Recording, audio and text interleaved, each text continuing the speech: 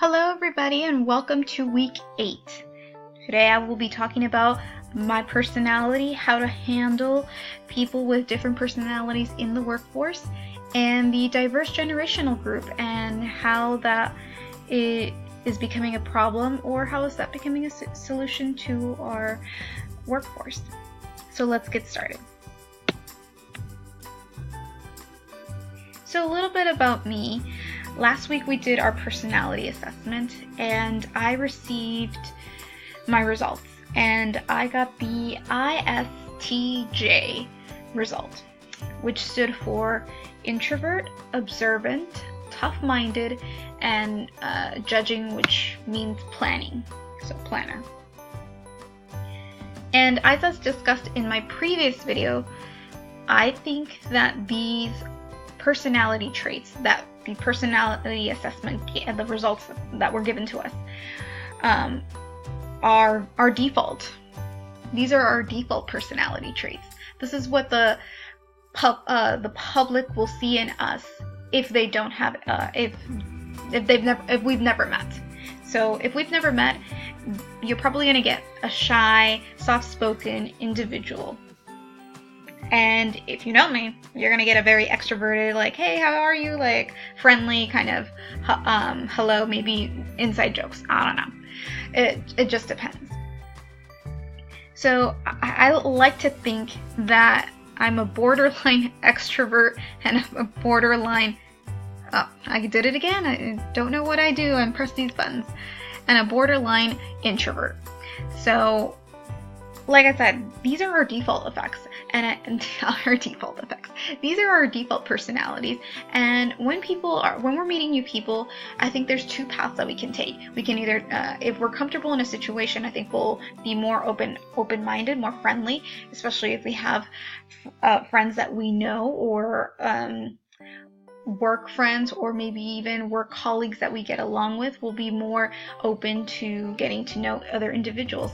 And I've noticed that when I surround myself with extroverted work colleagues, I tend to be their extrovertedness or their personality that extroverted personality rubs off on me, and I start becoming a little bit more friendly and extroverted and more willing to talk to other individuals. So I think the aside from the results being our default personality traits, I think it's also a matter of who you're hanging out with and what they're bringing to the table. And if they same thing, like if somebody has a really grumpy attitude, that also rubs off on you. And not just in the workplace, but when you're standing in line at a store checkout, I feel like if there's somebody who's really, really grouchy behind you or in front of you, you're also probably going to get really grouchy and upset that the cashier is not hurrying up, or maybe the person who's doing the checkout is taking forever. I don't know.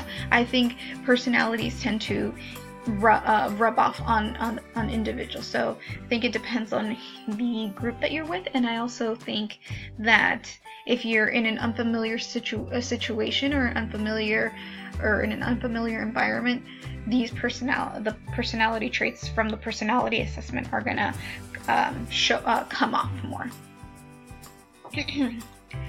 And one way that we can, one way that this may or may not, one way that it could help us is that working with groups can be challenging, especially if we're working with different personalities. I think as human beings, we tend to cling on to people who are of like-mindedness, but that really doesn't help us when we're trying to work in or trying to change something or implement something. I think there needs to be a centered group where individuals from different backgrounds and different experiences come together and talk amongst themselves about a certain how they're going to accomplish XYZ. And that kind of goes along with maybe creating a safe environment to speak to, maybe creating that trust, establishing that trust definitely in the first meeting, or maybe having some anonymous suggestion box when people are bouncing off ideas, or when somebody wants to implement something and somebody maybe doesn't want to speak up and talk about it.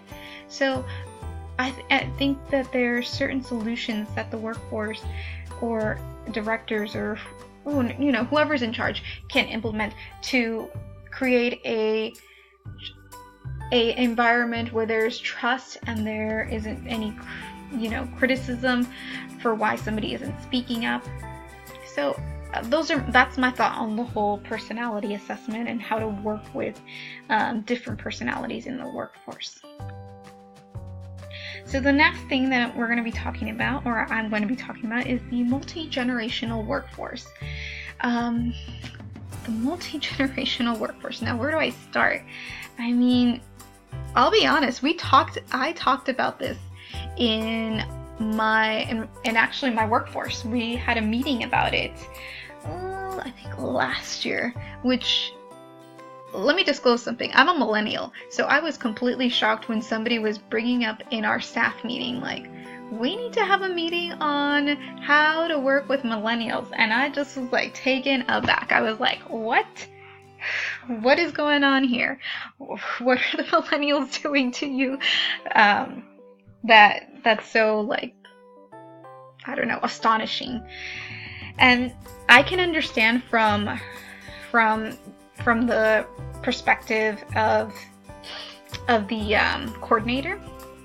So just a little bit of background information. I'm a millennial and I work at the College of Ed, which is a pretty diverse workforce. So we have faculty who are baby boomers, traditionalists.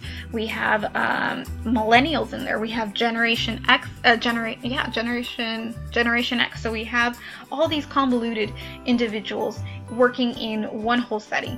So now that the millennials are becoming, or the younger millennials, I want to say the people who are probably born later than 95 are coming into the workforce, they're not really understanding how things are done.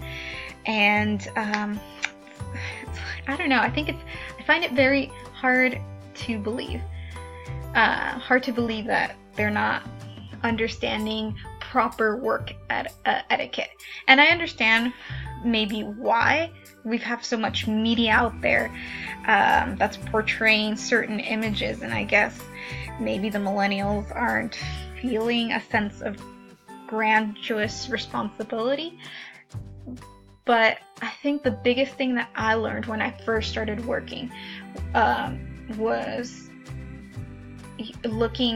not looking up, but just like having my supervisor as a role model of how I wanted to be portrayed, or how I wanted what kind of employee I wanted to become.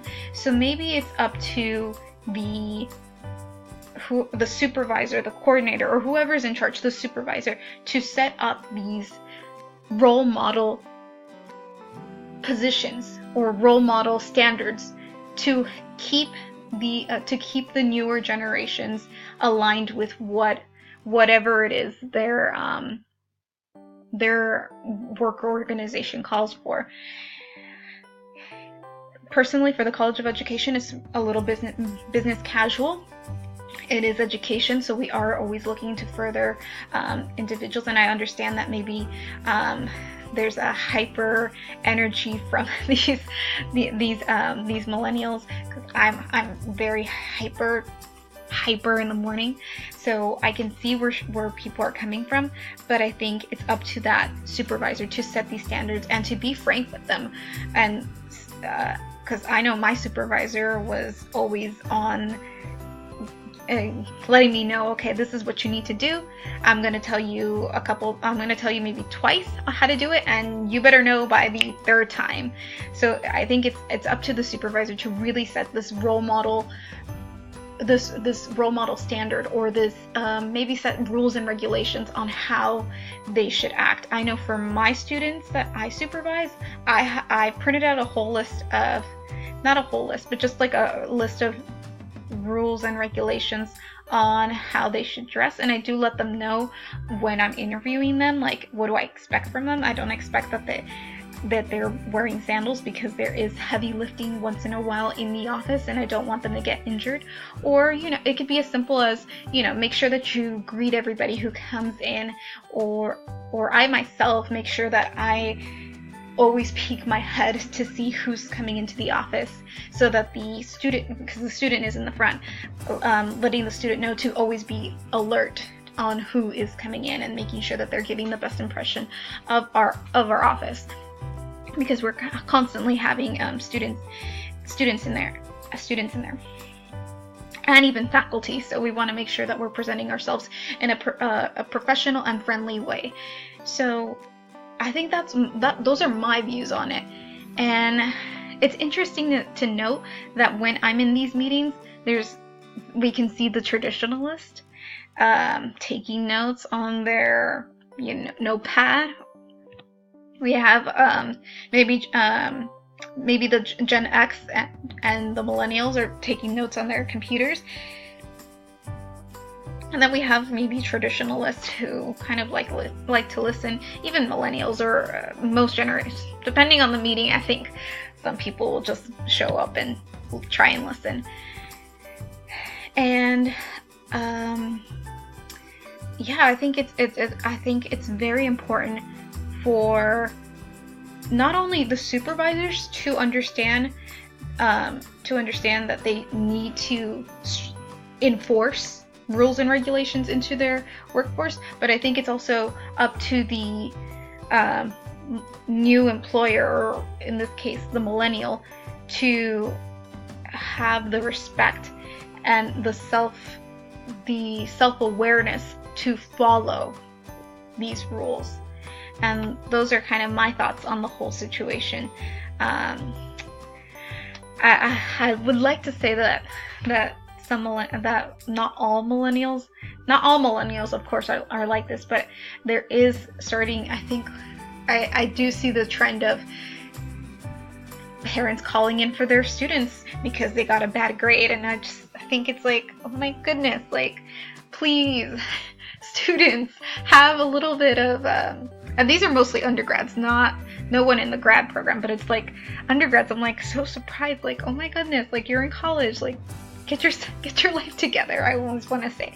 But I think it's just a matter of them getting into the workforce and getting, not slapped, but just getting a real taste of what life is like, and not always just living this privileged life of what their parents gave them.